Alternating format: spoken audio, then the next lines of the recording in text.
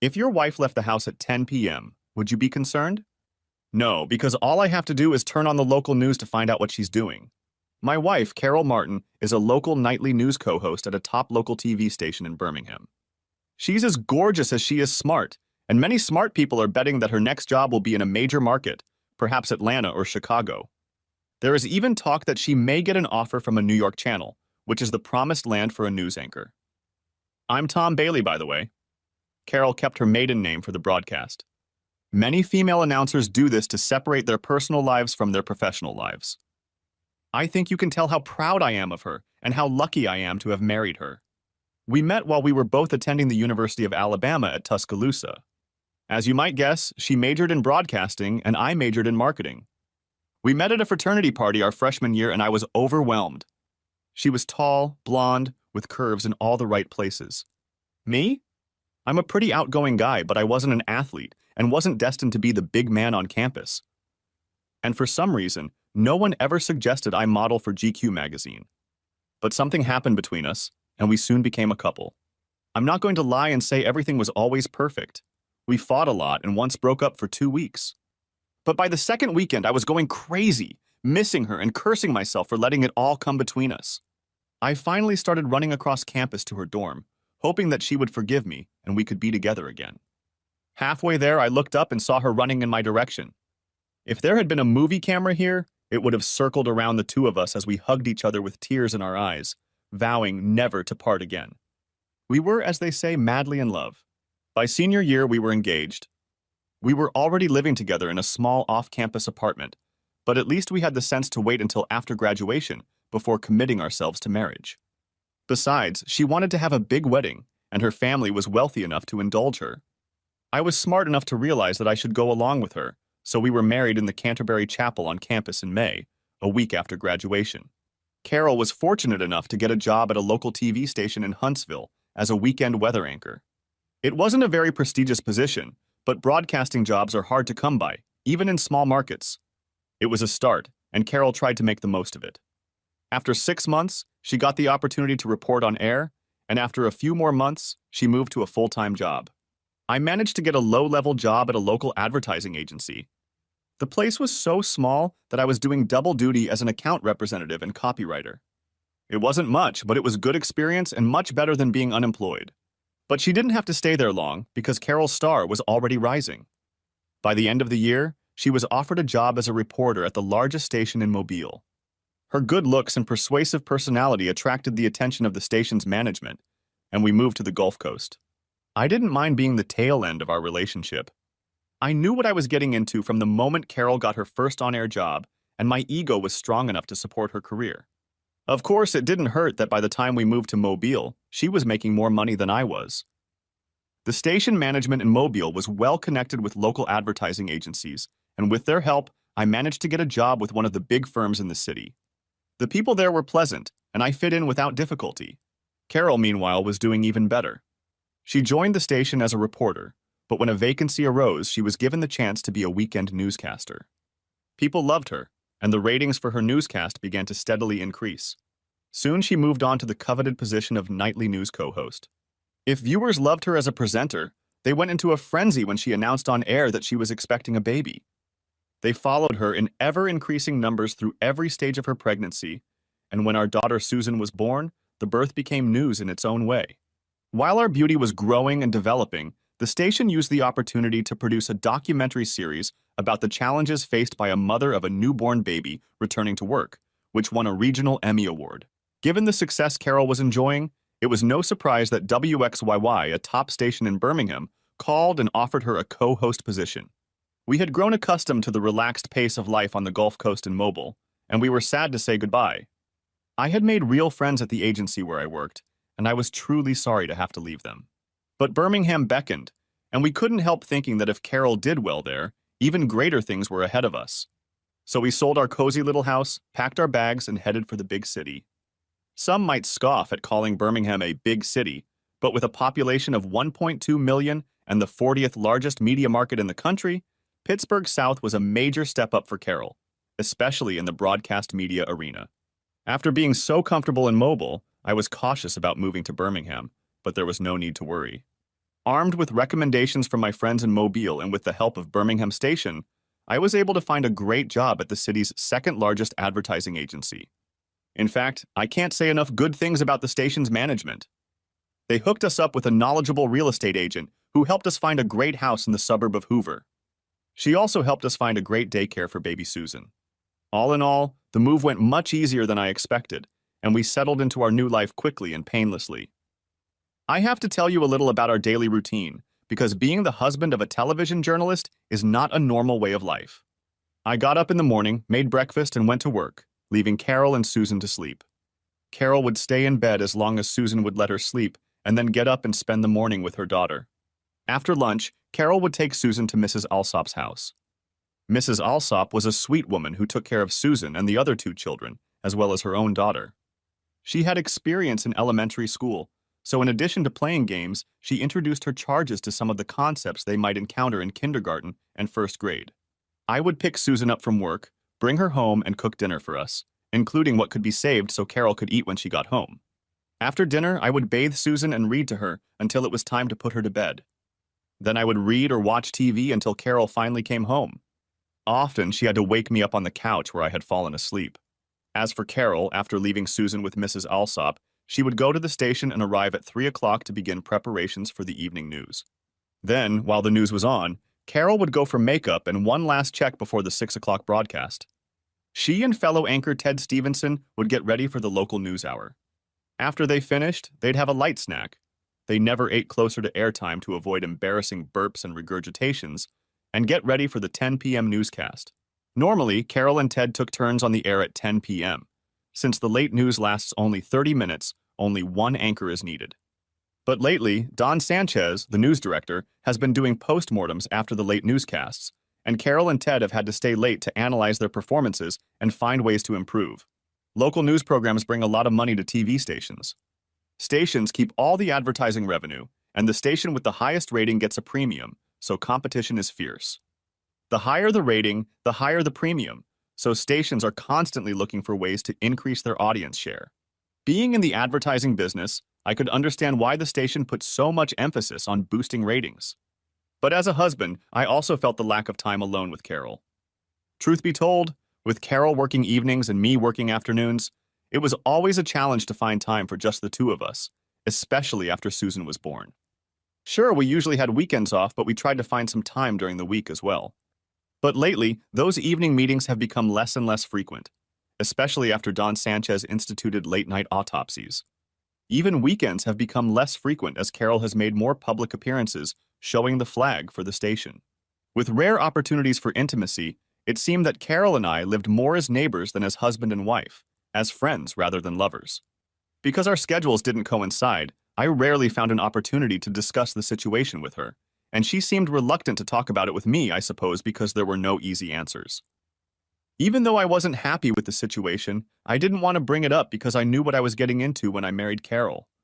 We discussed the timeline and difficulties of marriage with the TV hostess, and I agreed to everything. Moreover, we had friends from college who were struggling with the opposite situation. Husbands often traveling and working long hours with little time for family. If I were in that situation, I would turn to Carol for support and understanding, so I didn't want to be hypocritical. Besides, I reminded myself, Carol made a lot more money than I did, which made our lives a lot easier. Still, money wasn't everything. It got to the point where I couldn't keep my frustration to myself any longer, so one day at lunch I laid it all out to Lou Faraday, the media director at our agency. Lou was only a couple years older than me, was married to a beautiful woman named Terry, and had a little daughter a little older than Susan. Given that we had so much in common, it was no surprise that he became my best friend at work, and someone I felt comfortable turning to for advice. So the day he told me about how happy he and Terry were, I instinctively said, "Damn, I wish I had what you have." "Looks like trouble in paradise, buddy," he said.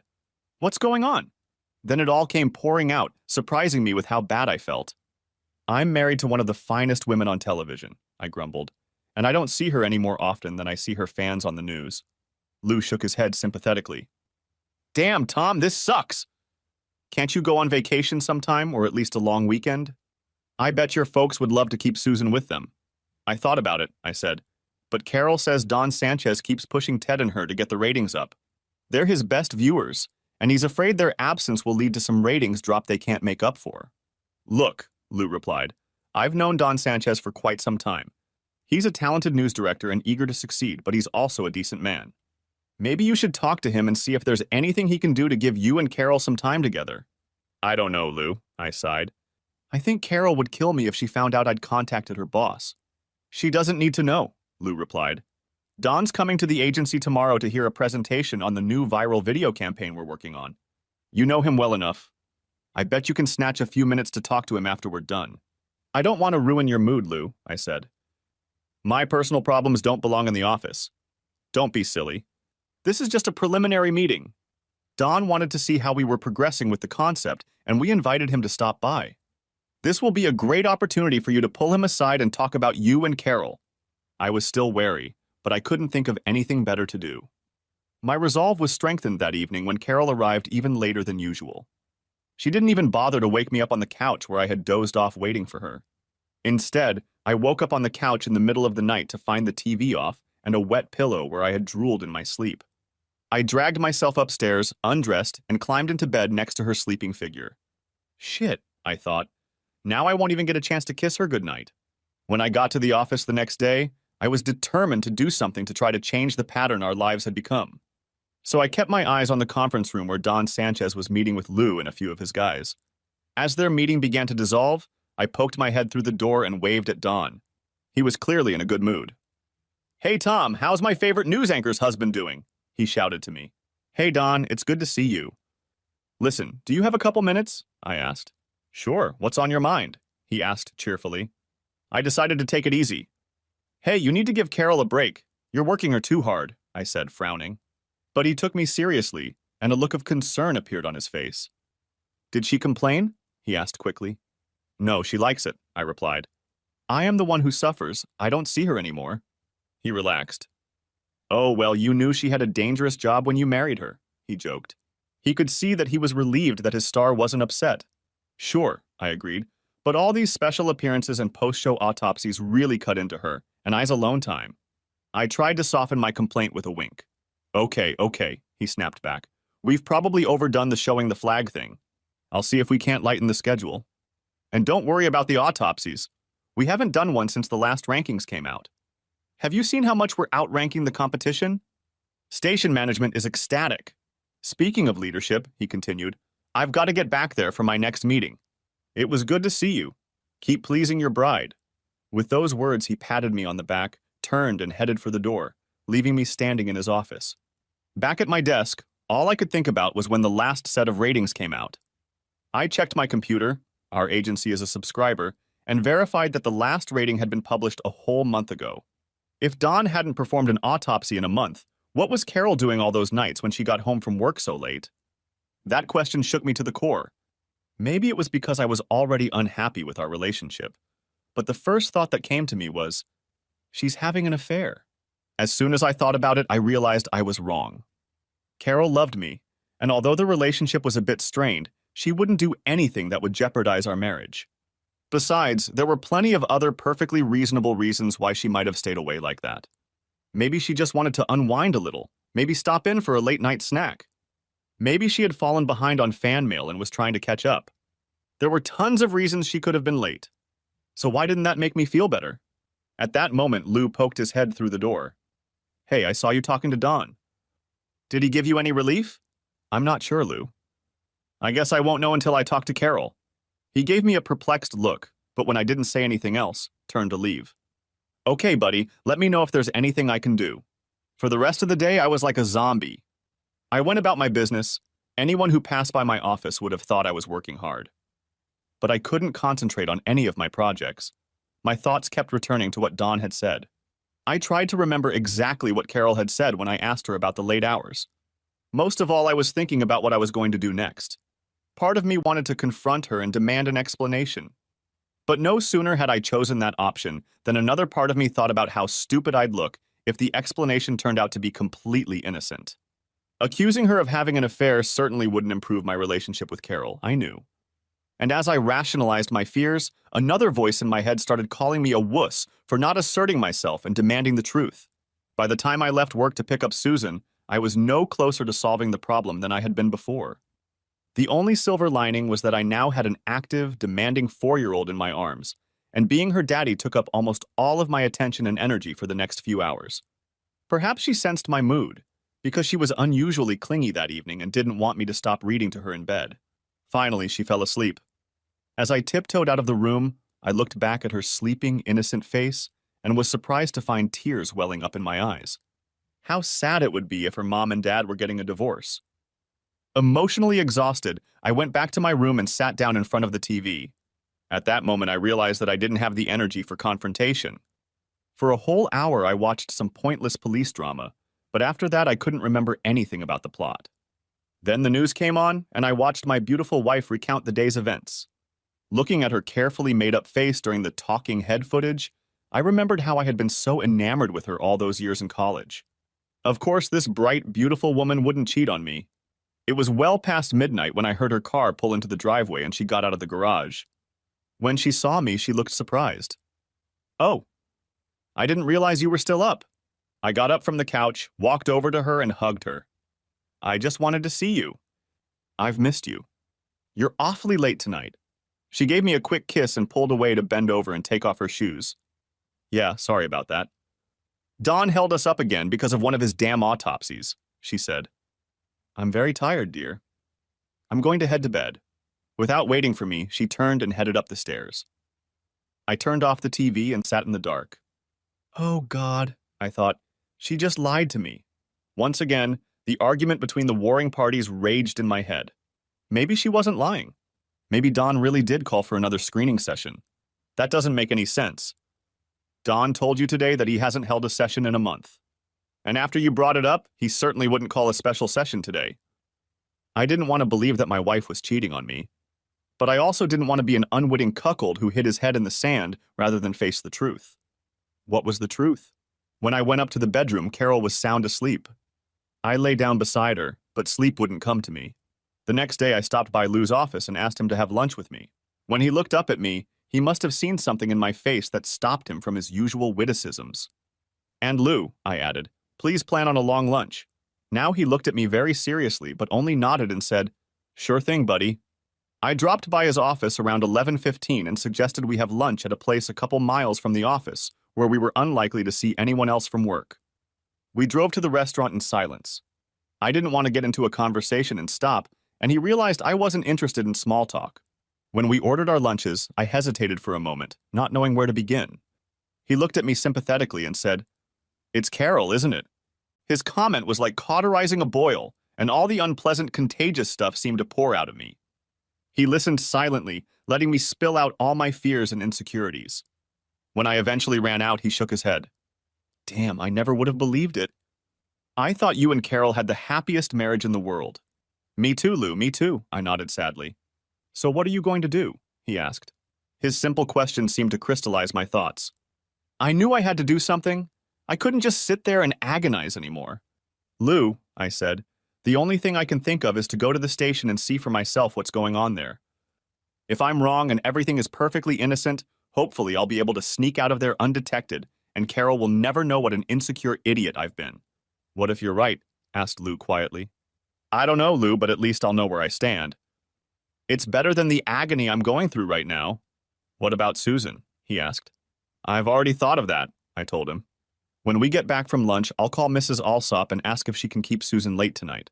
She's already offered to do that, so hopefully there won't be a problem." We finished lunch and headed back to the office. I was still distraught, but at least I had a plan of what to do to resolve the situation. I guess even those condemned to death feel some relief when the day of execution finally arrives. Mrs. Alsop said she would be glad to help, but asked me not to stay too long. "Please be back no later than 11 o'clock, she told me. "I have to start work first thing in the morning." It didn't give me much time to see anything, but it was the best I could get, so I promised. After work, I drove again to Mrs. Alsop's house to inform Susan of the change of plans. At first, my girl wept when she realized I wasn't coming to pick her up, but Mrs. Alsop came to the rescue. "We're having a pizza party, Susan," she told her, and Susan visibly brightened at the thought. I paid Mrs. Alsop for the extra time and also gave her money to order pizza for everyone. It was the least I could do. Then I headed for the exit before Susan could get upset again. Now the only question left was how to kill a few hours. I went home and made myself something to eat. Then I picked up my plate for half an hour before I threw the food in the trash. I should have realized that there was no way I was going to eat. I cleaned up the kitchen and started rummaging around the house, looking for a way to distract myself. The more I thought about it, the worse I felt about my plan. The news wouldn't end until 10:30. How much could happen in the next 30 minutes? Worse yet, what if Carol came straight home? She might beat me to it before I can pick up Susan and get back to the house. What would I say then? All these doubts and fears paralyzed me until I remembered the determination I'd felt at lunch with Lou. I had to do something, even if it failed. I just couldn't leave it at that. By then, it was almost 10 o'clock. My plan was to go to the station during the newscast, go in just before it ended, and see what I could find. Usually there weren't many people at the station at this late hour. Just an engineer, 2 cameramen, and a sound technician. Hopefully, there would be no other visitors, and I would be able to go unnoticed. When I got to the studio, I immediately realized my mistake. There in the hall was old John, the night watchman. I'd forgotten all about him. He knew me from previous visits, so there was no problem getting in, but I would have had to sign in. So much for stealth. When he saw that I had entered, he looked at me curiously. "Good evening, Mr. Bailey," he said.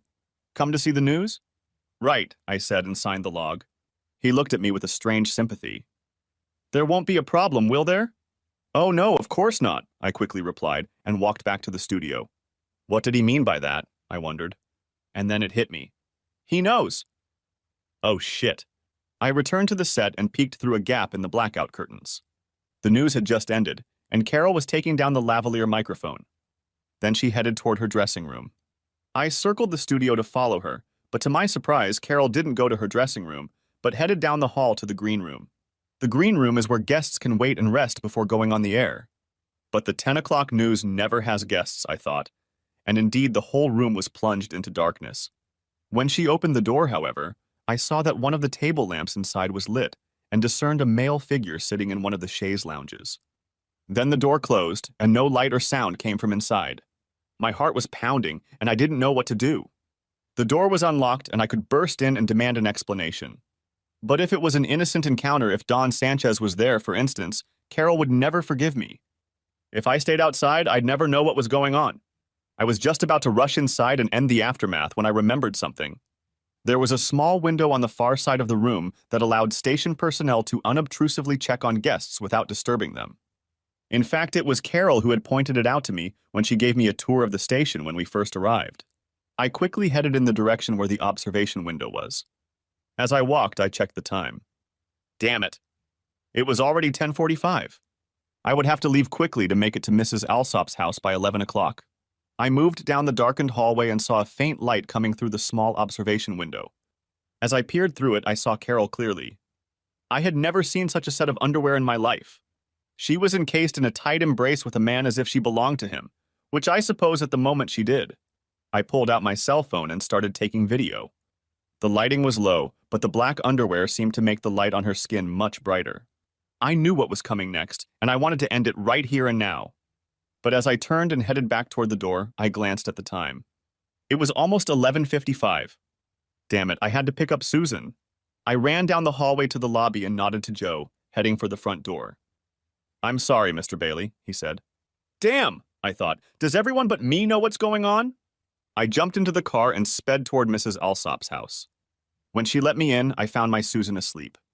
Wrapping her in a blanket, I took her in my arms, picked up my things, and turned to leave, thanking Mrs. Alsop for keeping her. She looked at me strangely and asked, "Are you all right, Mr. Bailey?" When I stared at her blankly, she said, "Your eyes." Only then did I realize that tears were streaming down my cheeks. "Oh, that," I said. "It's nothing. I just got something in my eye when I was getting out of the car." I thanked her again and carried Susan to the car, fastening her seatbelt, although she was still wrapped in the blanket. I don't think she woke up as we drove home, and I know she continued to sleep as I carried her up the stairs and put her in her bed. She looked so sweet and innocent, and I was overcome with longing for the innocence I had lost tonight. I got a beer out of the fridge and sat in the darkened room waiting. Everything was quiet. Strangely, a memory of my grandmother's death flashed through my mind. I walked into the chapel where her coffin stood and realized that the silence then was intensified by my deep sadness. I felt the same way now. When she got home, it was almost 1 o'clock in the morning. She went into the kitchen and turned on the light. When she saw my figure in the unlit room, she was surprised. "Tom, what are you doing?" "I've been waiting for you," I said in an even, emotionless voice. "The security guard told me you came by the studio. Is everything okay with Susan?" "Where is she?" "Mrs." Alsop held her up for me. "She's upstairs in bed now." "Well, if you came to the studio, why don't you stop by my place?" I tried to pull myself together. This was it. "I saw you tonight. I saw you go into the green room with Ted Stevenson." "Oh yeah, we just had a little meeting after the news." "Carol, I came to the observation window. I saw what your meeting was about. I even got a glimpse of the new set of underwear you were hiding from me." At least she had the decency to look embarrassed. "Oh, Tom, I'm so sorry." Now my anger was building. "Are you sorry you did it, or just sorry you got caught?" "Tom, I'm sorry you saw us like that." "I didn't want you to find out this way," she said quietly. "You're going to leave me for him?" She dropped to her knees in front of me and took my hands in hers. "Oh, honey, don't even think like that. Of course I'm not going to leave you. This is just my little adventure, a little fling. Maybe it will be over soon and then everything will go back to normal." I couldn't believe my ears. "It'll be over soon? You mean you're not going to stop? You're going to keep cheating on me?" "Baby, this doesn't mean anything. This is just a chance for me to experiment a little with Ted. It won't last long. Just let me have my fun and then I'll come back to you like I always do." "I can't believe it, Carol. You're asking me to agree to be a cuckold while you two entertain each other whenever you want. How could you think I would agree to that?" She stood up and stepped back to look at me. Her voice was quiet and had lost all its warmth. "Tom, you really don't have a say." "You don't have a say? I'm your husband, for heaven's sake. If you don't stop this, I'll have no choice but to file for divorce." She looked at me coldly. "I really don't think it's in your best interest, Tom." Her calm demeanor made me even angrier. I wanted her to show some remorse, to apologize, or at least acknowledge the pain I was feeling. Instead, she talked me into accepting her behavior and pretending that nothing was going on. I couldn't believe it. "Given your actions today, I will decide for myself what is in my best interest. And I can tell you that I'm not going to stand for it." She crossed her arms over her chest and spoke to me as if she were lecturing a delinquent child. "Tom, listen to me. If you file for divorce, you're going to lose. You'll lose your daughter because the court will award custody of Susan to me. You'll only get to see her a couple weekends a month, plus your birthday and some holidays. No matter how we divide our assets, I'll get the house because I'll be raising Susan. And of course, even if there's no alimony, you'll still pay child support." "Wait a minute," I shouted. "You're the one committing adultery." "Tom, this is a no-fault state. The court doesn't care who did what to whom. It only cares about the welfare of the children. In the case of a 4-year-old girl, the mother always gets custody." She paused to catch her breath, then continued. "If you don't believe me, find a lawyer and ask him. You'll realize I know what I'm talking about." Her tone softened. "You don't want this to happen, Tom." "I don't want it to happen either. I want our family to stay together. This little adventure I've been up to shouldn't concern us. Just think about it." As I sat leaning back in my chair, she came over and kissed the top of my head. "Just think about it, Tom. Now I'm going to go to bed." With those words, she turned and headed up the stairs. I don't know exactly how long I sat like that. Thoughts flashed through my mind, and each of them evoked a different emotion. Anger, loss, bewilderment, sadness, perplexity, fear, rage, frustration. I felt like I had to make some plans, had to do something, but had absolutely no idea what. That Carol would cheat on me was unthinkable. That she would suggest continuing the affair was so far beyond my imagination that I felt paralyzed. I finally got to my feet and dragged myself up the stairs, exhausted from the roller coaster of events and emotions I had experienced tonight. I fell heavily into bed and fell asleep almost immediately. Even though I was exhausted, my body automatically woke up at 6 o'clock the next morning. Mechanically, I showered, shaved, and dressed. Wild thoughts flashed through my mind. Run away and hide, or wake Carol and shake her, or kidnap Susan, or just go to bed and never get up again. But when I went into Susan's room to look at her sleeping figure, I realized that for her sake I had to hold myself together. If I did something stupid, I would be in trouble and most likely lose all chance of keeping my beautiful daughter. I knew I had to put her first, to be strong for her sake. So I did my morning chores and headed to the office as I did every day. I was able to work on autopilot and complete all the tasks necessary to get to work. But as soon as I arrived and sat down at my desk, all reflexes left me and I put my head down on my desk in a daze. Tom? It was Lou. Are you okay? When I didn't answer, he walked into my office and closed the door behind him. What's wrong? He asked worriedly. And I told him every sordid detail of last night's conversation that I could remember. Once I started, I couldn't stop. Lou just sat there with a stunned expression on his face. He was shocked when I told him about what I'd seen in the green room, but he was taken aback by Carol's attitude toward her cheating. Damn it, he said. She has the nerve to ask you to just sit there and put up with her cheating. When I finally finished, he sat up and looked me in the eye. Look, he said, Carol has changed. I don't know what served it up. Maybe success has turned her head. But she's no longer the same woman I met when you moved here. And that means you have to change your attitude toward her. You can no longer assume that she has your best interests at heart. It's up to you to look out for yourself now, buddy. He stood up. The first thing you should do is consult an attorney. I can't believe she's getting away with shit like this. You can't rely on her word. You need to find out for yourself. Hell, Lou, I replied. I don't know any lawyers in Birmingham. That's where I come in handy, he smiled. My college roommate became a lawyer and he practices here in town. I bet he'd see you today if I asked him to. Let me go make a phone call. With those words, he left. A moment later, he returned to my office holding a piece of paper. You must like these old school friends, he exclaimed. You have an appointment for 1 p.m. today. Here's his name and address. He's expecting you. You're a lifesaver, Lou. At least it gives me something to do. No problem, buddy. After you meet him, come back and tell me what he said. The meeting with the lawyer did not go as I had hoped. He shook my hand and invited me into his office, then asked me to tell my story. I gave him the highlights and then got to what I really wanted to know. What are my options in a divorce? Tom, he said, there used to be a good guy and a bad guy in every breakup. The court would hear the two sides argue and then apportion blame. It was a no-win situation, he said, she said. It was impossible to determine who was right and who was at fault. Trials lasted too long. They were a drag on the judicial system. Eventually, someone came up with the idea of no fault. This meant that unless a crime had been committed, the court didn't have to worry about who did what to whom. All it had to do was decide on the equitable division of marital property and the welfare of minor children. Things just got a lot simpler. Okay, I said, but what does that mean for me? He sighed. In a nutshell, that means that what Carol told you is correct. Unless she turns out to be an unfit mother, using drugs, criminally neglectful, and the like, the court will give her custody of your daughter. We can try to get broad visitation rights, but Susan will live with Carol, and Carol will determine how often you will see your daughter. And even though Carol makes more money than you will still have to contribute to the cost of raising your daughter in the form of child support.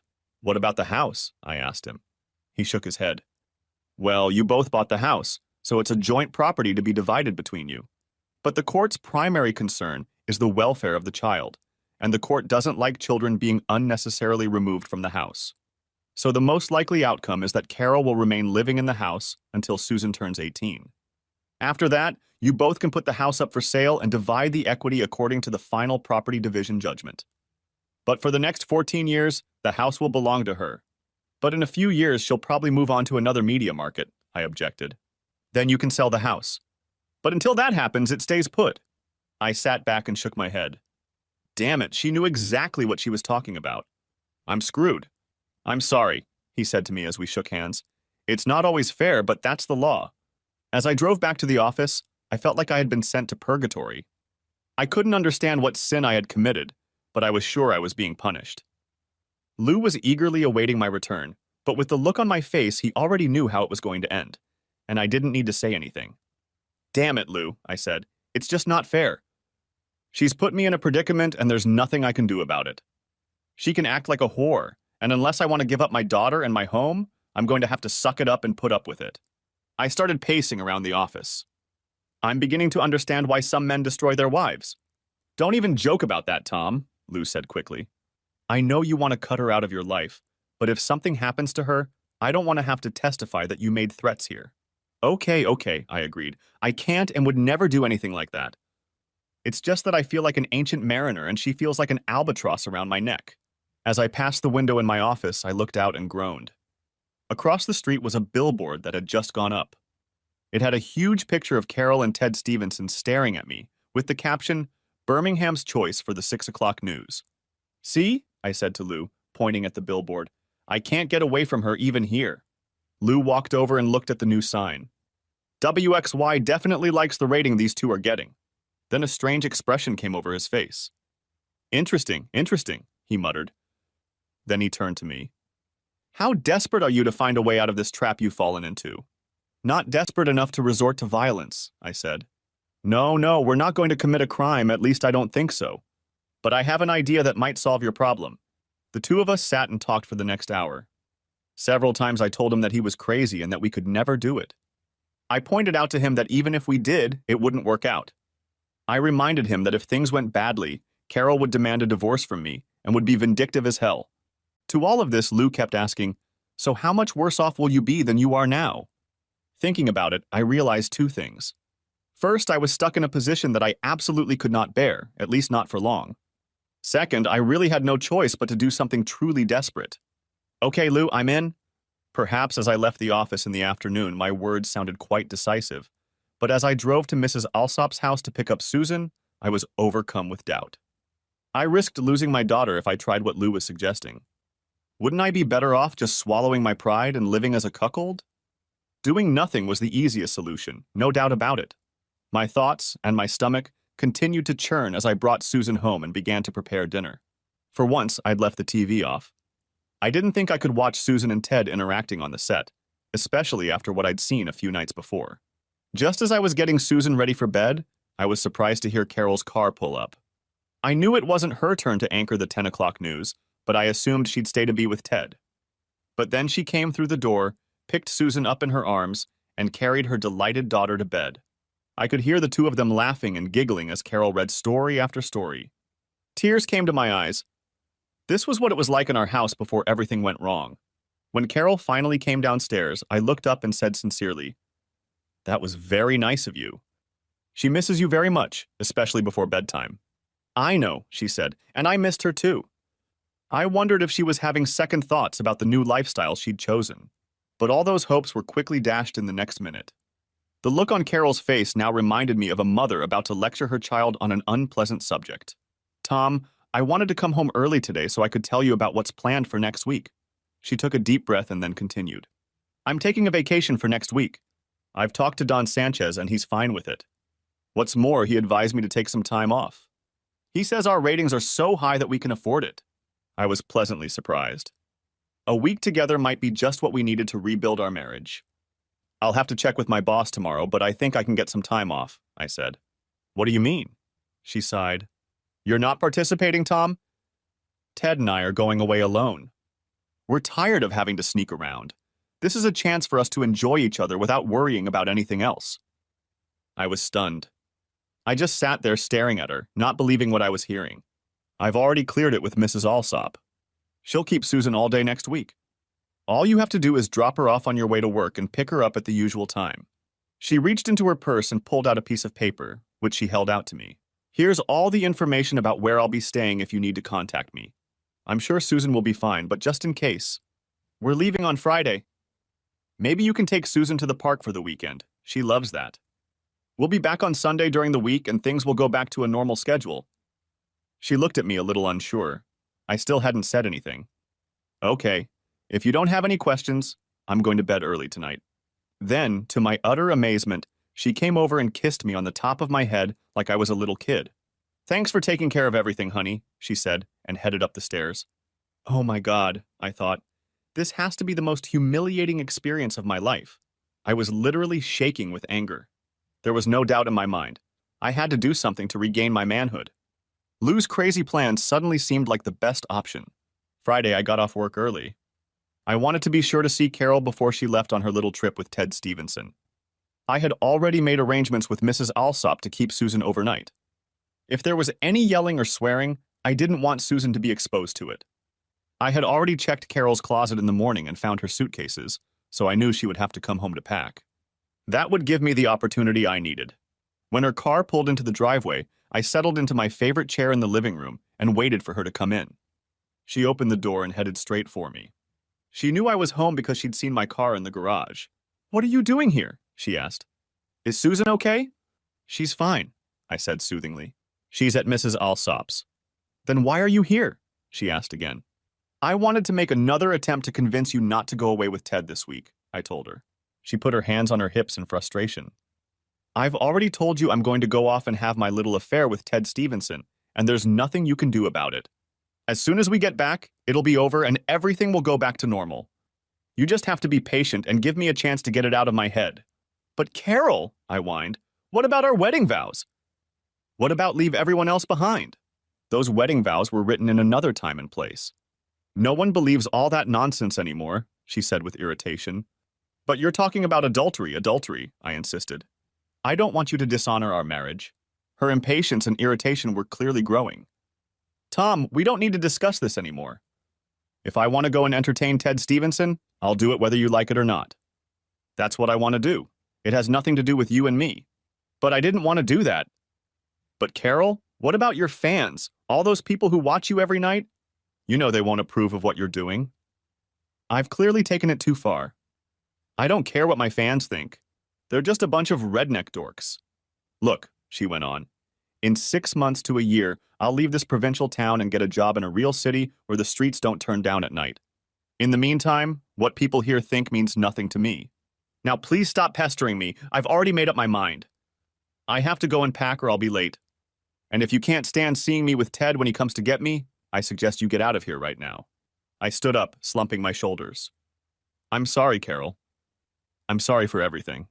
I turned around, walked out to my car, and headed to the local tavern. I was shaking and I needed to relax. I was sipping my second beer when Lou walked through the door. Hey, buddy, he said with a grim smile. How'd it go? I don't know, Lou, I admitted. I was too close to him. You'll have to come and see for yourself.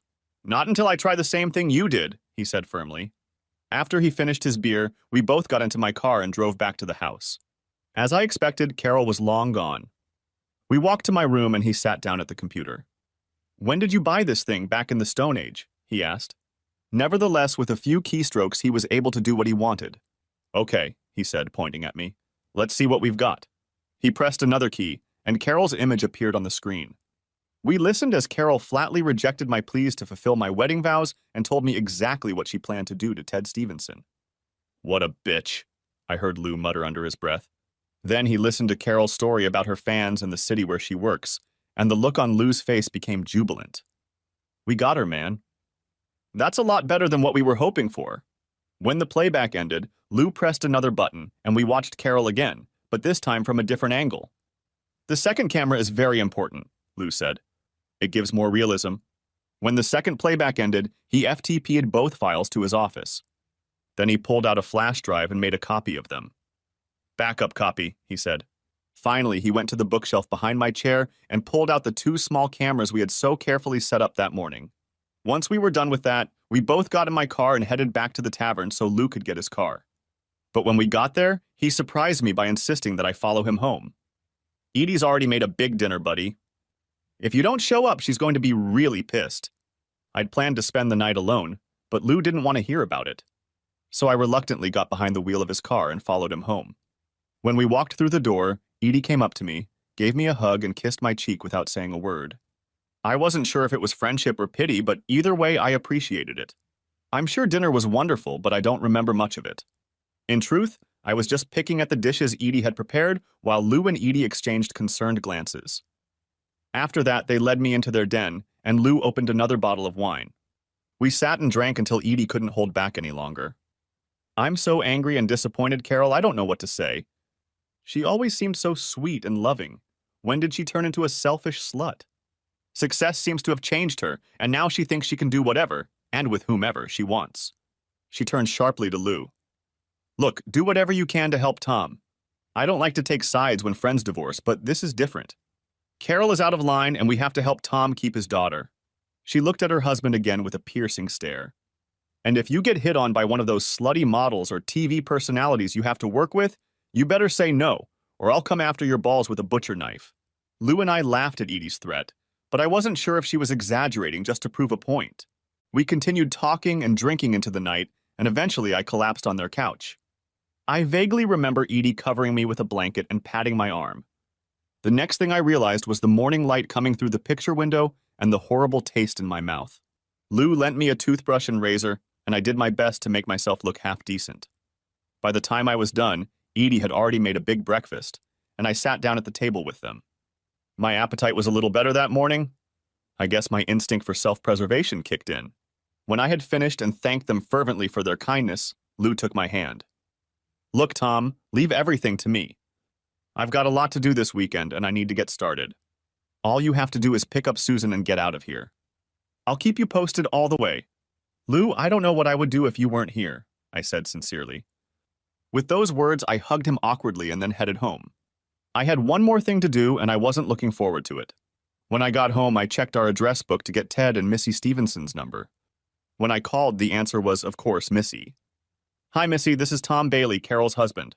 May I come over now and talk to you?" "Oh, hi, Tom. Yeah, I think that would be good. Come on in." I heard the hesitation in her voice. We weren't that close, and I knew she was wondering why I wanted to see her. She'll find out soon enough, I thought grimly. As I drove up to her house, I tried to think about what I would say. It wasn't easy to tell a woman that her husband was cheating on her. And the fact that I didn't know Missy very well made the situation even more awkward. But I felt I couldn't let what was going to happen next take her by surprise. Missy went to the University of Alabama with Carol and me. She was even in Carol's sorority. She seemed nice, but she was 2 years younger than us, so we didn't have many opportunities to socialize. I was surprised to learn that she married Ted. Frankly, she wasn't his type. Anyway, we socialized with each other at a few station events, but otherwise Carol and I didn't socialize with each other. Except for Carol and Ted, I added bitterly to myself. When I arrived, she greeted me and offered me drinks. "Just a glass of water with ice, please," I asked. I was afraid my mouth would go dry when I delivered my grim news. When she brought me a glass, I took a sip and then set about my task. "Missy, do you know where Ted is?" I asked. "Of course," she said. "He's away at a TV convention. He'll be gone all week." "Why do you ask?" "Missy, I'm sorry to have to tell you this, but Ted isn't at a televangelist convention. I found out that he and my wife are having an affair, and the two of them went to the coast to spend some intimate time together." Missy looked at me as if I'd punched her in the face. "That can't be," she protested. "I saw him off just last night." I could tell her thoughts were scattering by the minute as she went through her arguments. "He loves me. He wouldn't betray me like that." Another denial flashed by. "Carol was like an older sister to me. She wouldn't hurt me like that." Finally, she broke down and just looked at me helplessly. "Oh, Tom, are you sure?" I grimly pulled out my cell phone and turned on the video I had taken outside the green room. As she watched their erotic scene, her eyes began to redden, and then she started to cry. I didn't know what to do, so I sat down next to her, put my arm around her shoulders, and began gently stroking her back. "I know, Missy, I know." Suddenly she looked up, anger flaring in her eyes. "That bitch seduced him!" she shouted. "If you had her under control?" But she stopped her tirade when she saw my shocked face. "Oh, Tom, I'm so sorry, I didn't think—" "You lost your wife too, didn't you?" Missy's words brought my pain and loss back in full force, and the tears flowed again. We hugged each other helplessly, seeking comfort that wasn't there. Finally, we pulled away from each other. She wiped her face with the napkin she'd brought with the drinks, and then asked me, "What are you going to do now?" I felt I had no choice but to explain the predicament Carol had put me in, especially with regard to Susan. Missy, who had no children, realized at once the influence Carol had over me and grasped my hand sympathetically. "Oh, Tom, I never would have believed she could be so cruel and cold." Then she asked me again, "What are you going to do?" "Missy, I'm definitely going to file for divorce, but there are still a few things I need to do so I don't lose Susan. It's probably best if you don't know what those things are in case someone asks you about it later." "You're not going to do anything illegal, are you?" she gasped. "No, but if I succeed, both she and Ted will wish they'd never decided to cheat on us." I tried to smile slightly to reassure her, but I doubt it was convincing. "What about you?" I asked. "Do you think you two can rebuild your marriage? After what you just showed me? After I found out this has been going on for a hell of a long time? After I found out that he and that slut are going to spend a week together? There's no way I can stay with him and hold myself together again. In that case, you might want to use the lawyer I contacted, unless you already have someone you trust," I suggested. She gave me a weak smile. "No, I don't know who to turn to. I didn't plan on needing a lawyer. If you use my lawyer, it could save you money. At least he'll have all the evidence I have." I handed her the piece of paper I had prepared with my attorney's name, address, and phone number. If you contact him on Monday and let him know we're on the same page, he can process your paperwork at the same time as mine. She took the information and nodded. Missy, now I have a huge favor to ask of you. What is it? She asked nervously. All I ask is that you don't say anything to anyone, not your family, not your closest friend, not anyone until you hear from me. I looked directly at her. If you tell anyone, it could cost me the chance to keep Susan. She looked at me very solemnly, and I felt that she understood everything. I won't say a word, Tom. It will be hard to act as if nothing has happened, but I promise. I thanked her, stood up, and headed for the door. What are you going to do now, Tom? She asked. I smiled grimly at her and said, I'm going to pick up my daughter and take her out of town until all this settles down. She wished me luck, and I wished her the same. We're both going to need it, I thought. From there, I drove to Mrs. Alsop's house. When I arrived, she must have warned Susan of my arrival, because my little girl met me at the door and jumped into my arms. Did you have a good time, honey? I asked. Oh, yes, Daddy. I had a sleepover and we had pancakes for breakfast and then I played dolls. Holding Susan in my arms, I thanked Mrs. Alsop for staying with me and reminded her that Susan would not be coming to her house next week. Mrs. Alsop looked at me shrewdly and asked, Is everything all right, Tom? I looked at Susan and then back at Mrs. Alsop. I hope so, was all I said. She nodded and leaned over to kiss Susan's cheek. You take good care of that girl. She's like family to me. And Tom, I'll be praying for you. Thank you, Mrs. Alsop. It means a lot to me. With those words, I carried Susan to the car and put her in the car seat in the back seat. When we got home, Susan started looking for her mother. Where's Mommy? She asked me when she couldn't find her. I felt my throat constrict as I told her. Mom had to go on a trip. But you know what? You and I are going on a trip too. Where are we going, Daddy? She asked excitedly. We're going to Grandma and Grandpa's farm, I told her. She squealed and started dancing. Susan adored my parents and loved to watch the animals on their small farm in rural Alabama. Can we see the ducks and the little pigs? She asked. Sure, honey, I told her, and the sooner we get started, the sooner we can see them. Then I grabbed the bag I had already packed for her and my own suitcase, and we headed out to the car. I briefly considered leaving Carol a note about where we would be, but decided against it. She hasn't been thinking much of me lately. Why should I think about her? The drive to Mom and Dad's farm took a little over an hour, and Susan slept most of the way. But when we turned onto a rough gravel road, she woke up and started pointing at the horses and cows she could see through the car windows. When we pulled up to the house, Mom and Dad came out to greet us, and when we unbuckled Susan, she rushed into Grandma's arms and demanded to go see the farm animals. Mom took her hand and led her to the barn, but not before I gave her a concerned look.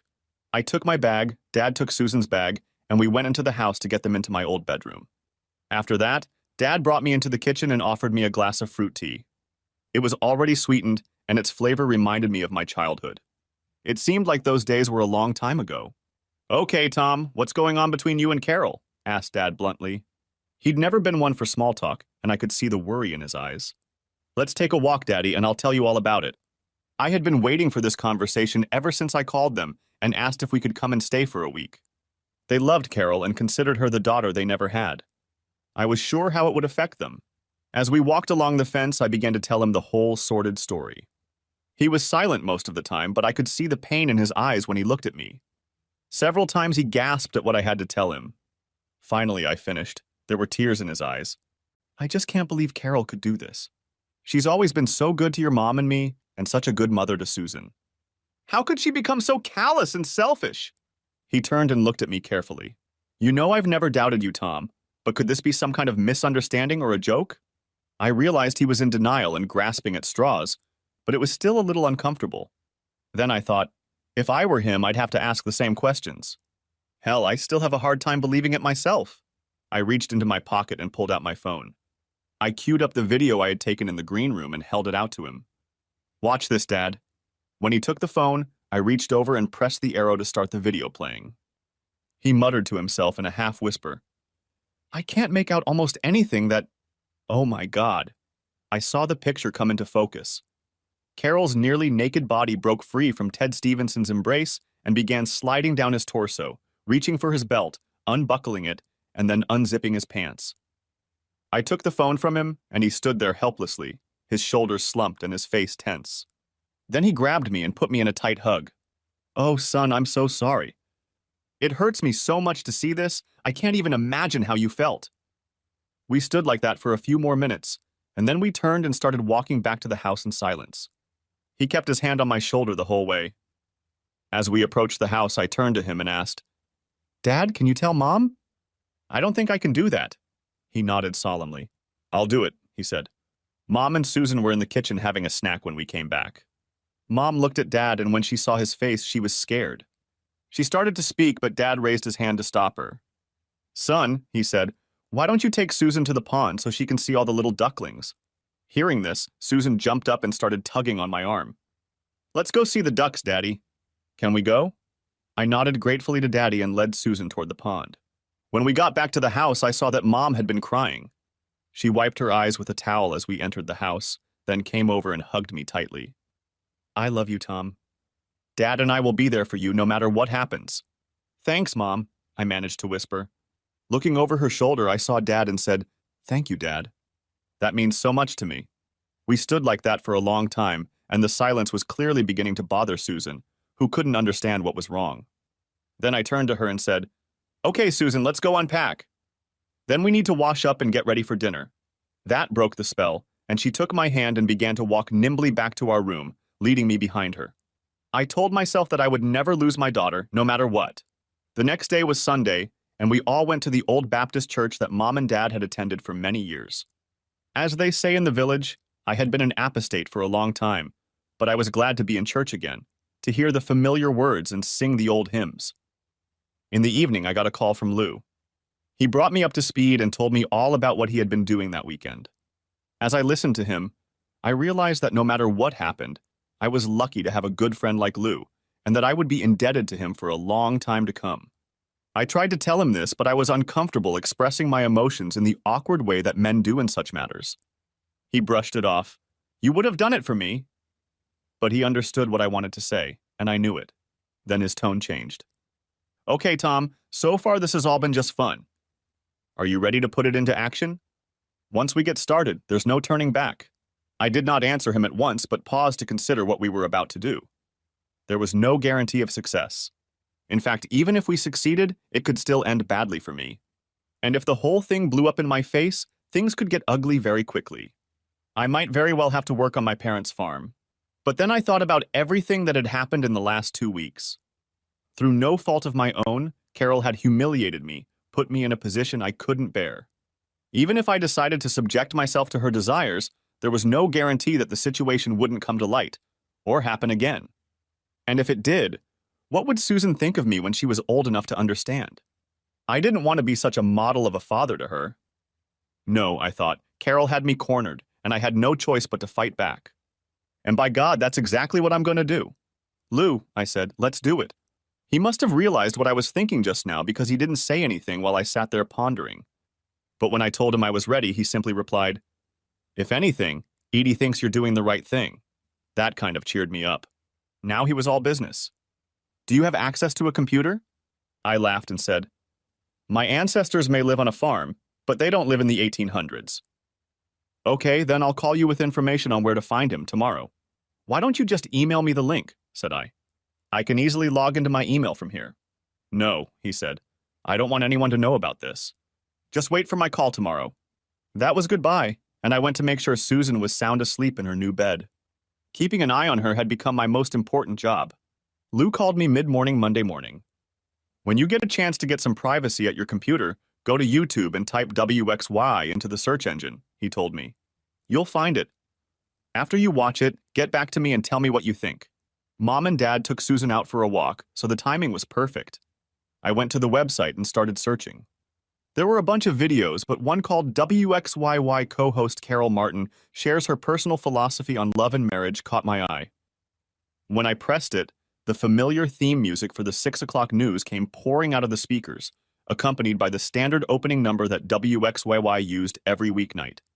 But as the camera zoomed in on Carol, her voice faded out and a voiceover came on. Popular news co-host Carol Martin of WXY was recently interviewed by WXYY about her views on love and marriage. The screen switched to another image of Carol, and I heard her say, "Marriage is an institution that has been around as long as human society, But today, it is under siege like never before. I recognized those lines immediately. It was the beginning of a soft news series WXYY was running about the rising divorce rate across the country.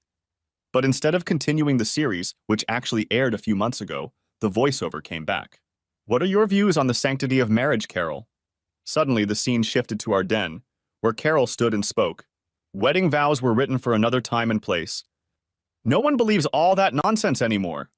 The scene froze and the voiceover came on again. What about fidelity and constancy to your husband? What do you think about that, Carol? Carol's image on the screen spoke again.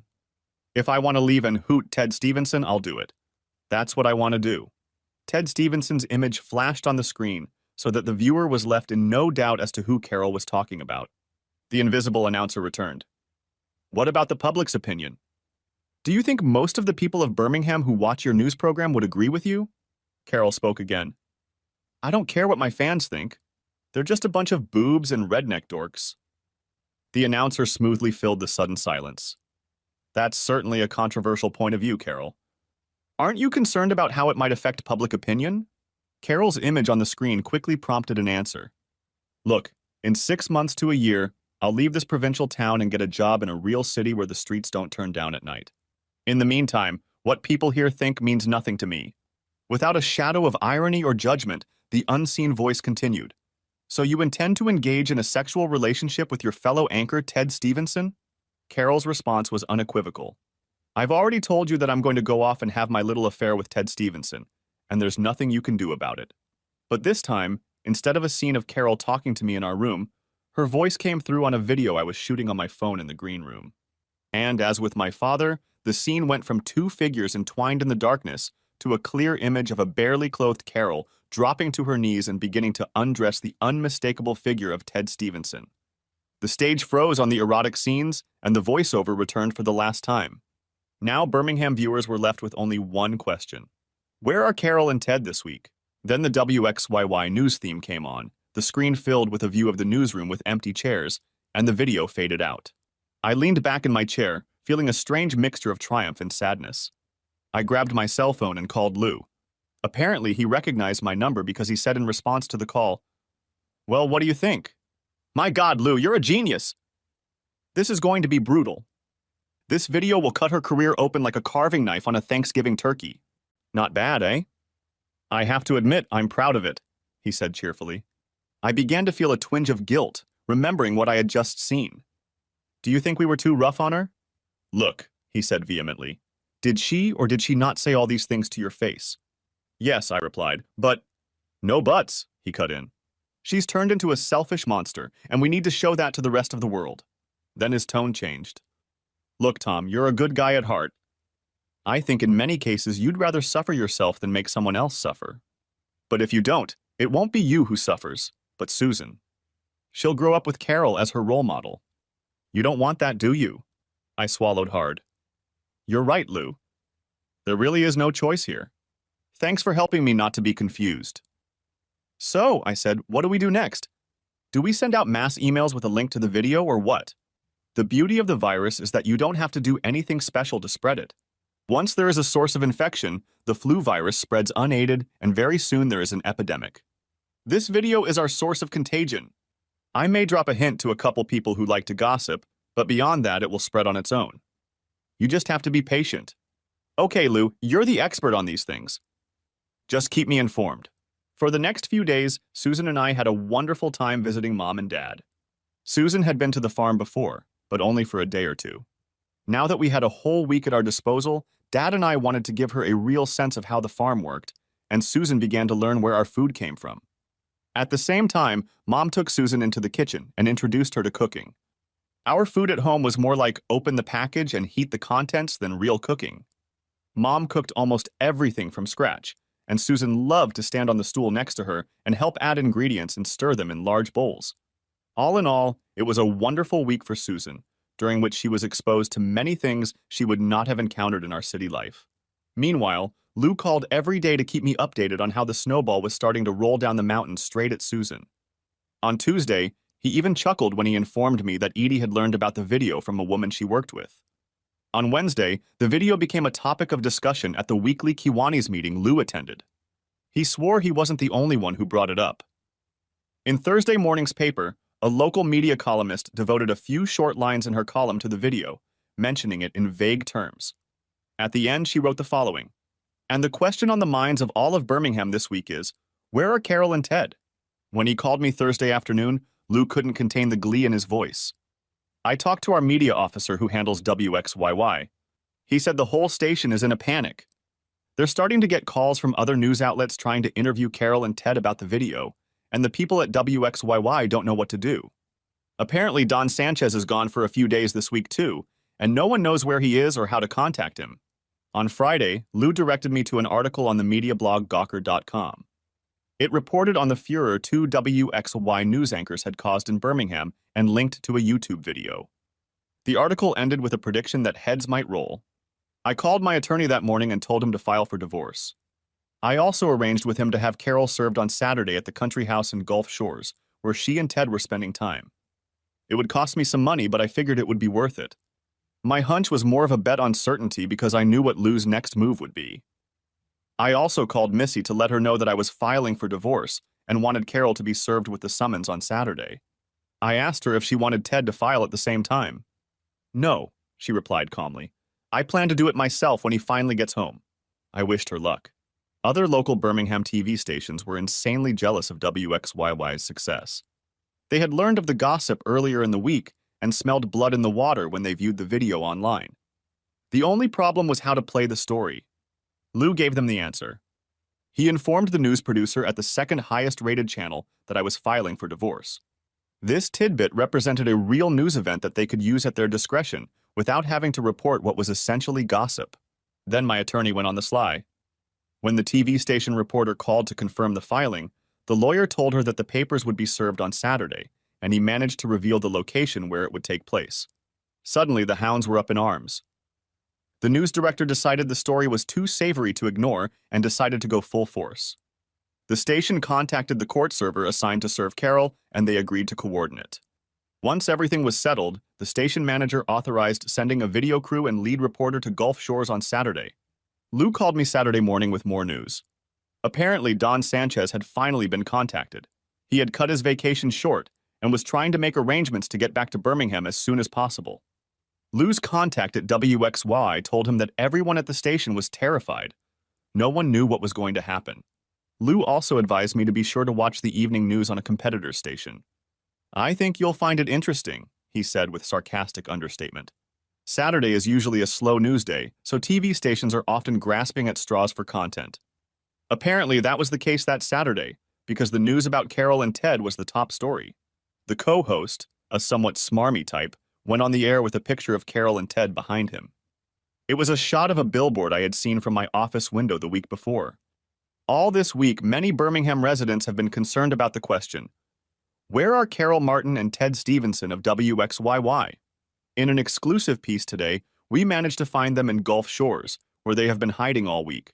The scene switched to footage of the station's lead reporter, Hilda O'Reilly, a red-haired woman with a sharp voice, walking down the beach toward a couple sunbathing on the sand. It was Carol and Ted, of course.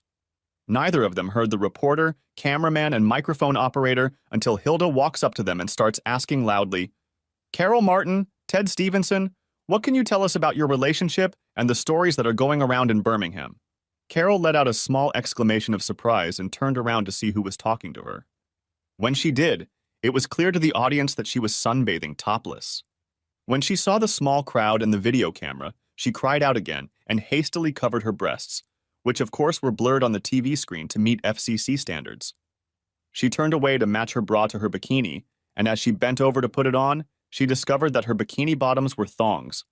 The camera then turned to Ted Stevenson, who was desperately trying to reach for his beach towel to cover the tiny Speedo swimsuit he was wearing. After cleaning herself up, Carol turned angrily to the red-haired reporter and shouted, "Hilda, what are you doing here? Why are you intruding on us like this?" Hilda didn't look the least bit embarrassed. "What do you have to say about the video that's all over the internet?" "What video?" asked Carol confusedly. "The one where you told all the rednecks in Birmingham that you came here to have an affair with Ted Stevenson," Hilda replied coldly. Carol began to sputter, and Ted tried to intervene and divert attention away from her. But just at that moment, The unlikely appearance of a man in a suit and tie on the beach caused everyone to pause. Approaching Carol, he asked in a loud voice, "Are you Carol Bailey Martin?" Reflexively, Carol answered, "Yes." "Then, Miss Martin," he said, handing her the envelope, "you have received notice. Your husband has also instructed me to inform you that the locks on your house have been changed, and you are no longer welcome there." With those words, he turned quietly on his heels and strode away from the beach. For a moment, Carol was stunned. Then anger flashed in her eyes, and she screamed, "That son of a bitch!" Being a television professional, Ted realized the cameras were still rolling and grabbed Carol, warning her in a low voice not to say anything else. He grabbed her arm and half led, half pulled her toward the resort. The camera focused on her oil-glistening buttocks as she angrily staggered away. The local announcer reappeared on the screen. "This is it." Carol Martin and Ted Stevenson, who have been missing all week, it turns out, were sharing a room at the posh Gulf Shores resort. And most interestingly, Carol's husband sued her for divorce and kicked her out of the house. "We tried to contact her husband but couldn't get a comment.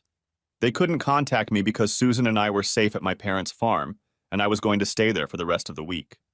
Although that meant I was safe from prying reporters for the moment, the only means of keeping up to date was Lou. Lou learned from his interlocutor on another Birmingham TV station that Carol had foolishly not believed the bailiff when he told her I had changed the locks and had asked Ted to take her to the house. It was a double mistake, because not only did her key no longer work in the door, but the TV station had stationed a camera crew to watch the house, and her embarrassment and frustration was caught on camera. It got worse. The next time she and Ted drove to his house not thinking about the consequences, Missy met him at the door with a packet of divorce papers and told Ted not to come back. A camera crew was also there, and Ted's humiliation was included in a news story for all to see. In desperation, they rushed around, trying to lose the tail of reporters, and ended up spending the night in a motel on Interstate 65, halfway to Tennessee. For the next chapter of the story, Lou had to turn to our media manager, who in turn got the information from his interlocutor at WXYY. Don Sanchez, WXYY's news director, finally got back to Birmingham on Saturday afternoon and tried unsuccessfully to contact Carol and Ted. They were, of course, on their way back from Gulf Shores with their phones turned off to avoid calls from other reporters. Don couldn't even leave a message. Carol and Ted's mailbox was overloaded with voicemail. The result of all this was a very angry news director. His composure didn't improve when someone showed him a tape of a competing network's exclusive Saturday night newscast. It wasn't until Sunday afternoon that Ted had the good sense to call the office, at which point Don sharply ordered the two co-hosts to report to the studio immediately. The two of them got back into Ted's car and went straight to the WXYY studio. When they arrived, they discovered that the competing station's remote broadcasting van was parked across the street, so they had to drive to the back of the building and sneak to the service elevator. With this little maneuver, they burst unannounced into a meeting Don was having with the rest of the staff. Apparently, the yelling started immediately, with Don berating the couple for their stupid, promiscuous behavior, and Carol and Ted trying to defend themselves.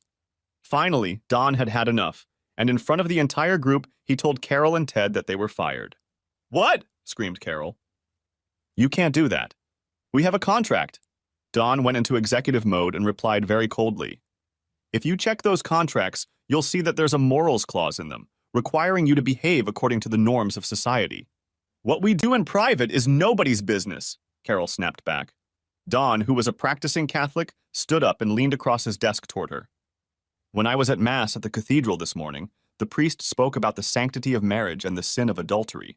He didn't mention you two by name, but he spoke of the bad example set by some public figures in our town." Carol recoiled at the thought of being the subject of local sermons, but Ted was still indignant, and he hastened to continue where wiser heads would have remained silent. "But nobody knows about us or cares for that matter." Now Don was getting sarcastic. "Obviously you didn't see the news on the other news stations last night. I suggest you get a copy and watch it." "But there's no need to wait. Just look out the window." With those words, he walked over to the window behind his desk and pulled back the curtain. Across the street was one of the billboards featuring the now infamous co-hosts. Carol took a quick glance at the sign, then took a double breath and looked more closely. "Oh my God!" she gasped. The sign had been defaced by a vandal who had the nerve and a can of spray paint. He hadn't done anything special, just erased some of the text, but now the sign proudly read, "Birmingham's choice for the 6 o'clock news is a whore." Don lowered the curtain and turned to the silent couple again. In an official tone, he said, "Your behavior has dishonored this station and caused irreparable damage to our ratings and reputation. I have no choice but to take you off the air immediately and terminate your contracts." He paused, then said bitterly, "Have you ever seen the original Frankenstein?" Confused by the change of subject, both nodded uncertainly. "Now," Don continued, "you are a monster, and the people of Birmingham are an angry mob. If I were you, I'd get out of town as soon as possible." I was very nervous as Susan and I drove back to Birmingham on Sunday evening. I had deliberately left late, hoping to avoid any confrontation with Carol or the media. As a result, I heard the news of Carol and Ted's dismissal on the Sunday evening news. But when I pulled up to our garage, it appeared that, having scored a famous victory, the opposing news teams had decided to leave the battlefield. The next morning, the Birmingham News broke a new scandal involving a city politician who was accused of embezzling public funds. The story pushed Ted and Carol to the back pages and kicked off a new witch hunt. Apparently, no one cared about the angry husband's reaction anymore. That morning, I took Susan to Mrs. Alsop's house. When I arrived, Mrs. Alsop met me at the door and gave Susan a protective hug. "Come on in, honey," she told her. "My children have missed you. They want to play." As Susan ran off to her little friends, Mrs. Alsop turned to me with a sympathetic look. "I was so sad to hear about everything that happened, Tom. I hope you and Susan are doing well." I thanked her for her sympathy, but I didn't have an answer for how things would work out for us. I thought it was telling that she didn't include Carol in her experiences. When I got to the office, everyone was friendly, but I felt like they were avoiding me. It was as if I had a terminal illness and no one knew what to say. The exception, of course, was Lou. He hugged me, and I hugged him back just as tightly. "You're a genius," I told him. "You're a master of the viral campaign?" "Well," he said, "it worked out better than we could have hoped. The only bad thing is that we'll never be able to tell anyone what we did." "That's good," I replied. "I know this is going to backfire on me, and I'm ready for it. Carol has already probably guessed by now that I must be the source of this video and is going to come after me with a gun in my hand. I don't want you caught in the crossfire." As it turned out, I had been too pessimistic in my expectations. My lawyer called me at the end of the week and informed me that Carol had decided not to contest the divorce. "But why?" asked I. "She'd already told me what she was going to do if I applied. And what happened?" "I spoke with Carol's attorney and she told me the rest of the story," he said. "Carol wanted to countersue for divorce and sue you for invasion of privacy, but her attorney talked her out of it. She noted that there are legal questions about whether a person can legally record their spouse's conversation. These issues become even more confusing when one spouse is a TV host, a very public figure. Anyway, she told Carol that her lawsuit may have to go all the way to the Supreme Court before it is finally resolved. She also reminded Carol that she's not very popular these days. She would have a hard time finding sympathetic jurors to hear her case." "What about Susan?" I asked. "Carol swore she'd try to take her away from me." My lawyer snorted. "Tom, your soon-to-be ex-wife is unemployed. Her chances of resuming her career not only in Birmingham, but in the entire state of Alabama are absolutely zero. What's more, I don't think she'll be able to get a job at a broadcasting company anywhere in the Southeast after the publicity she's gotten. She's now a poster child for unfaithful wives. With a reputation for immorality, no steady job, and no prospects in the entire region, what kind of judge can award her custody of a small child? The bottom line is that Carol is leaving town as fast as she can. You'll still have to split the proceeds of the house when it's sold, which could be any time between now and when Susan turns 18. And Carol will still have visitation rights with the children on holidays and birthdays. But she's giving up custody in your favor because she really has no hope of getting anything else. The only thing she wants is to be allowed to go into the house and get her personal belongings before she leaves town. One more thing, Tom, she'd like to be able to talk to you when she comes to your house. If she signs the papers on those terms, I think I can talk to her before she leaves town," I told him. We agreed that would happen at the end of the week. So it was done. I really did get everything I wanted. No, that's not true. What I really wanted was to get my life and my family back to the way they were before this whole terrible mess happened. But that was just wishful thinking. Once the avalanche starts coming down, nothing can stop it. But at least I had my daughter, and that was the only thing that mattered to me. The next night, Lou, Edie, and I celebrated over dinner. Susan had come too, and now she was sleeping in one of their beds while the adults continued the party. It wasn't really a party, just an opportunity for the three of us to reflect on all that had happened. I brought a bottle of the most expensive champagne I could find to toast my friends and thank them for their loyalty. Edie, in turn, raised her glass to the two of us. Guys, she said, when I heard about your scheme, I thought you were crazy. I thought everything would blow up in your faces and we'd have a big mess. The only thing that kept me from objecting was that you, she saluted me, were fighting for your little girl and had nowhere else to turn. And you, my loving husband, were so convinced you could handle it. So thank you both for fighting when you had to and winning despite the long odds. There, Lou and I agreed in unison. I felt I had to do one more thing before this whole dastardly scheme could be considered over. Check on Missy Stevenson. If anyone was an innocent bystander, it was her, but I knew she was suffering just as much, if not more, than everyone else involved. And I felt a little guilty for dragging her into the story, even though I had no choice and even though the real culprit was Ted. But at least I'd had a chance to make up my mind. Missy hadn't expected it. I called to ask if I could come over, and she invited me to lunch, so I figured she didn't hold too much of a grudge against me. We met at a quiet neighborhood restaurant, and after the waiter took our orders, I asked how she was doing. I'm afraid not very much, Tom, she replied. I still can't believe all this has happened. One day I'm happily married to a handsome, successful TV host, and the next day I'm divorcing a bastard who lied, cheated, and humiliated me in front of the whole town. I know, Missy, I comforted her. This is all so unbelievable. I feel like I'm caught up in a bad soap opera on daytime television. She wanted to know what was going on with Carol and me, so I told her the results of our divorce. Great, she said vindictively. She got what she deserved. What about Ted? I asked. What's going on with you two? That coward, she replied bitterly. He didn't have the courage or the courtesy to face me. He just left town, telling his lawyer to give me whatever I wanted. I have no idea where he went, nor do I care. Except, of course, that I keep waking up at night and reaching for him before I remember what happened. She pulled out a handkerchief and blotted her eyes. Are you going to be okay financially? I asked. Yes and no, she said. He left me a house, but it's too big for me to live in by myself. Plus, we have a big mortgage and no real funds, so I don't think I can afford to support him. Ted has to pay me alimony, but frankly, I don't count on it. The only way he'll be able to pay is if he finds a new job, and my friends have warned me that's not going to be easy. She sighed. Anyway, I think the smartest thing for me to do is to move in with my folks for a while, try to get a job and start to rebuild my life. She paused. That's not how my life was supposed to turn out, she said sadly. I felt terribly sorry for her. She was a sweet girl who didn't deserve anything like this. I begged her to stay in touch and let me know where she was.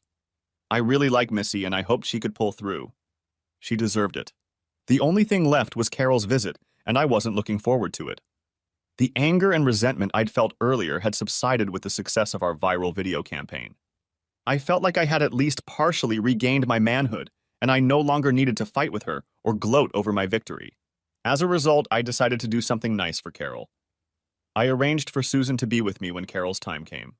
As Carol got out of the SUV she had rented to move her clothes and other personal belongings, I saw the frown on her face. But when I opened the door and let Susan run up to her, the frown disappeared, turning into a smile and happy tears. As Susan threw herself around her mother's neck and hugged her desperately, Carol looked up at me and whispered, "Thank you." They entered the house and Carol began to play with Susan for quite some time. Officially, the visit was supposed to last only an hour, but I had mentally thrown that time out the window when I decided to invite Susan. When Susan had exhausted the list of things she wanted to show and tell her mother, Carol suggested she go up to her room and play. "I'll be up in a bit, baby. Daddy and I need to talk first." As soon as Susan left, Carol turned to me with some annoyance and said, "Thank you for that. I really didn't expect you to let me see her." I just nodded. Carol's mood changed noticeably. "I can't believe you would do this to me. You used a private conversation between the two of us to destroy me, to make me the laughingstock of the entire town. How could you do that?" I sighed. "Carol, I don't want to fight with you anymore. We're both not going to win anything." "Easy for you to say," she replied. "You're a winner. You cost me my job, my family, and my future, all to protect your fragile ego. Carol, I said I wasn't going to fight with you, and I meant it. I just want you to think about one thing. None of this would have happened if you hadn't decided to satisfy your own desires, regardless of anyone or anything else. Everything that happened, you brought it on yourself." Carol opened her mouth to answer, but at that moment Susan called out to her, asking when she was going upstairs. Carol looked at me for a moment, then turned on her heel and walked upstairs to her daughter. After playing in Susan's room for a while, Carol took her daughter into our bedroom and started packing up her things while continuing to talk to Susan. I could hear their happy chatter from downstairs. Finally, Carol came back downstairs, dragging her suitcases behind her, with Susan trailing behind. Carol put the bags in place and then turned and knelt in front of her daughter. Taking Susan by the shoulders, Carol told her, "Mom will have to leave. I'll be living in another state and won't be able to see you every day. But I promise I'll see you every chance I get, and we can talk on the phone and videotape each other for as long as you want." Susan immediately cried out earnestly, "No, Mommy, I don't want you to go." The girl threw her arms around her mother's neck and clung to her as if she were the only life raft in the ocean. Carol lifted her into her arms and stood hugging her tightly, stroking her back and trying to reassure her. "It's okay, doll. I'll see you soon and you'll tell me about what you've been doing and we'll have such a good time." As she spoke, she walked over to me and held out Susan. "Now you're going to be a good girl and do whatever your daddy tells you to do. I love you, Susan. Don't ever forget that." Then she turned, picked up her suitcases and walked briskly to the door. I could see tears streaming down her face, but she didn't let herself look back. Instead, she walked straight to her car, loaded her suitcases into the back seat, and with a quick wave of her hand, drove away. I hugged my sobbing daughter, and tears ran down my cheeks. I realized with surprise that they were caused not only by the loss of my daughter, but also by my loss. My little girl was losing her mother, and I was losing my wife. Finally, I lowered Susan to the ground. "Listen," I said, "I have an idea." "What, Daddy?" she asked with tears in her eyes. "Why don't we go to the park and see if the ducks are there? And after we do that, maybe we can find an ice cream man and buy an ice cream cone. Would you like some?" "Oh, yes," she answered immediately. "And we can feed the cones to the ducks, can't we, Daddy?" "Of course we can," I replied. I was greatly relieved to be able to distract Susan from her sadness. I knew there would be many more times she would miss her mom and the female presence in our home. But I hoped what I'd heard was true. Young children are more resilient and adapt to change more quickly than older children. And I thought regretfully, I hoped I could adapt too. The next week I learned that I would have to adapt even more than I had expected. Late one night, the head of the agency called me into his office. "Tom," he began, "you've done a tremendous job for us, and we sincerely appreciate your contribution to the success of the agency. I was just waiting for the but that I knew was coming. I didn't think I was going to like the direction it was taking. But this whole thing with your wife has left an odor that spreads all around. Clients ask if you're Carol's husband, and it has an impact on them even when I tell them your status. Not surprisingly, our relationship with WXY is also quite strained, and after all, they are a key media outlet for us." "Are you firing me?" I asked bluntly. I was getting annoyed and didn't want to listen to 15 minutes of entreaties. "Absolutely not," he said firmly. "But I've talked to the other supervisors, and we think it's best for you and the agency if you decide to seek employment elsewhere." "How much time do I have?" snapped back at me. "There's no deadline," he assured me. "Take as much as you need. And listen, Tom, I'll be happy to give you a glowing letter of recommendation. I hope it will make it easier for you to find one quickly." I didn't like it wasn't fair. But I realized that there was no point in burning bridges behind me, so I shook his hand, assured him that I understood everything and would start the search immediately, and thanked him for the offer of approval. Then I went back to my office. On my way out, I walked into Lou's office and closed the door. "What's up, buddy?" he asked. "I just got fired," I told him. "I guess all that heat we brought downstairs got too hot for the supervisors here." Then I told him about my conversation with the supervisor. "This is utter nonsense," he bellowed. "I'm going over there and I'm going to tell him what I think." "They can't do that to you, especially after everything you've been through." I took him by the shoulders and guided him back to the swivel chair. "You're not going to do anything but keep quiet." I don't like being thrown overboard, but I knew it was fraught when I started. "I won't let you get hurt. You've done too much for me already." I could see he wasn't happy, but he started to calm down and let me talk him out of the confrontation. We ended the conversation with me promising him to come over for dinner on Saturday. I told him I would come if I could bring a friend, and he looked shocked until I explained that she was 4 years old. Then I went back to my office and started updating my resume. As I worked, I shook my head regretfully. It looked like Missy wasn't the only party affected. I had several contacts at other agencies in the Birmingham area, and I immediately started calling them. However, after talking to a few of them, I realized that Carol and Ted's affair had left me as damaged goods in the area. Everyone liked me personally, But no one wanted to touch me with a 10-foot pole. It was time to widen my search. Eventually, I went back to my old agency in Mobile. It was far enough away that I didn't have a trail of scandal following me, and the agency was happy to get a proven employee with big city experience. Of course, I had to sell my house in Birmingham, and even though the market there was better than many others, I got very little to show for my investment. And of course, what I got had to be shared with Carol. Carol, of course, did not disappear from our lives. She started calling Susan every week and quickly moved to Skype so they could see each other. Neither of them was content to be limited to electronic contact, but face-to-face meetings were out of the question since Carol now lived in Santa Ana, California. Apparently, our video attack on Carol had a bigger effect than we could have imagined. At job interviews, even outside the Southeast, she began to be asked questions about what had happened. She continued to look for work out west, but was never able to shake off her reputation. Eventually, she came to the conclusion that it was time to hang on to her dreams of a career as a TV presenter. She managed to get a job teaching journalism at Santa Ana College in California. The job didn't bring the pay or the joy of being an anchorwoman, but she was grateful to be working in a related field.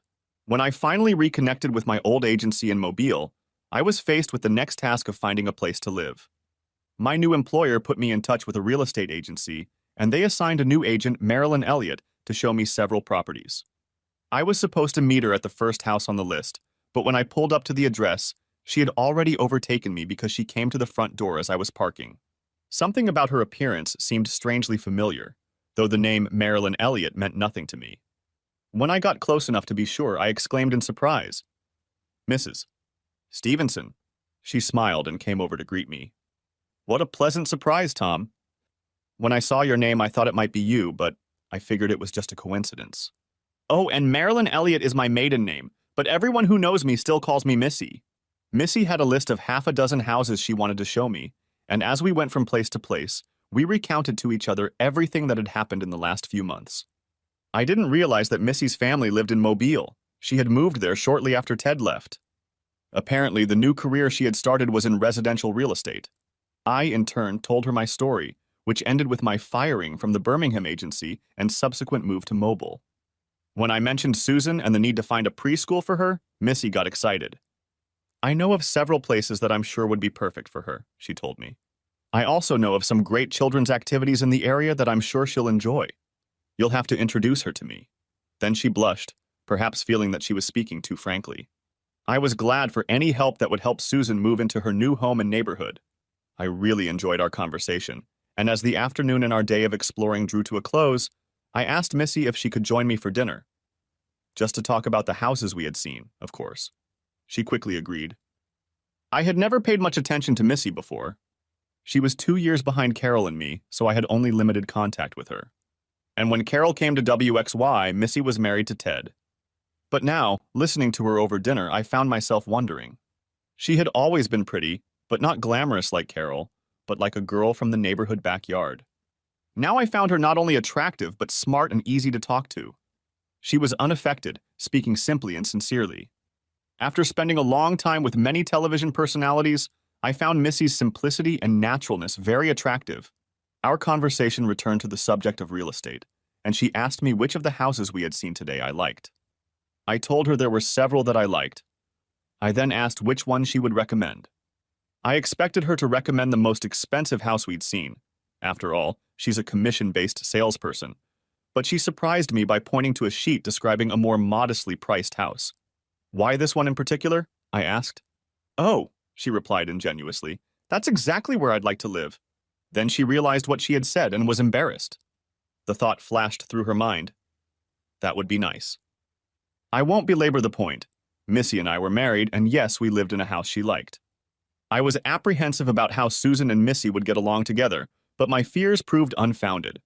Missy, I learned, had wanted to start a family ever since she and Ted had gotten married, but Ted had refused, believing that a child would stunt his development. So when she met Susan, it was love at first sight. As for Susan, it was obvious that she lacked female influence in her life.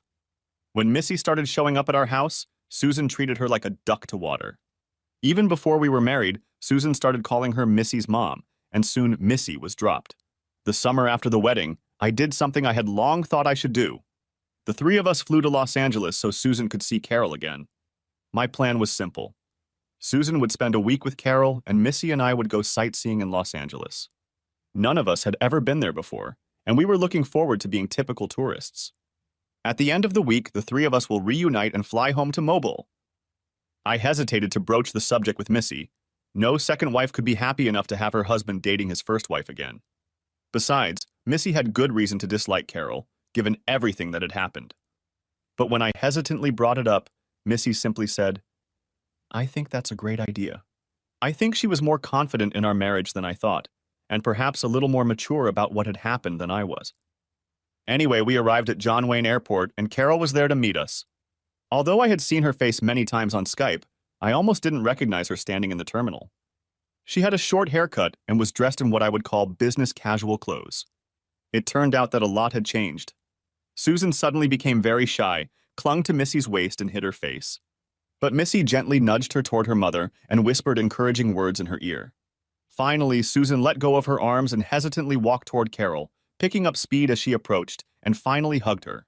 Carol was crying profusely, and Susan was confused and worried at first. "I'm just so happy to see you," her mother reassured her, and they hugged each other tightly. Carol looked at Missy and me and whispered, "Thank you" to each of us. I couldn't help but think of the parting scene as Carol left Birmingham for the last time. This time the four of us went to the baggage claim area. When Susan stopped to admire some of the items in the window of one of the airport stores, Carol turned to the two of us. "I know we don't have much time, but I want to apologize to both of you. I've been doing a lot of thinking over the last couple years. I even went to a therapist. She helped me realize what I had become in my pursuit of stardom and how much I had hurt those around me, especially you two. You probably won't be able to forgive me, but I hope you won't hate me." Missy and I looked at each other and then moved in unison to hug Carol. It felt good to let go of a lot of things. After we returned from vacation, I called Birmingham one evening. When Edie answered, I chatted with her a little about our life and then asked to speak to Lou. When he came over, we exchanged pleasantries and then I told him why I was calling. "You were willing to take a chance on me once. Are you willing to do it again?" "What the hell are you talking about, Tom?" "I'm talking about you quitting your job, moving here, and starting an advertising agency called Bailey and Faraday. What do you say?" "There is only one way in which I would contemplate such madness," replied my old friend. "What's that?" "We'd have to rename the company Faraday and Bailey." We both laughed and started making plans. After the way I'd been treated at the old agency, Lou wasn't happy there. He was hungry for something new, and my call came just in time. We brought them both to Mobile, and Missy helped them find a beautiful home near us. The fact that she refused to take a commission made it a little easier for them to come up with a price. Shortly after Lou and I opened the store, we were talking about our services to a potential client. The guy really liked our approach. "Yeah," he said. "I wanted to try a different approach, something to make us stand out from the crowd. Maybe something like a viral campaign. Can you guys pull off something like that?" Lou and I just smiled at each other. "Yeah," I said, "we can handle it. Thanks for watching, hope you enjoyed it. Subscribe to my channel and watch for the next video."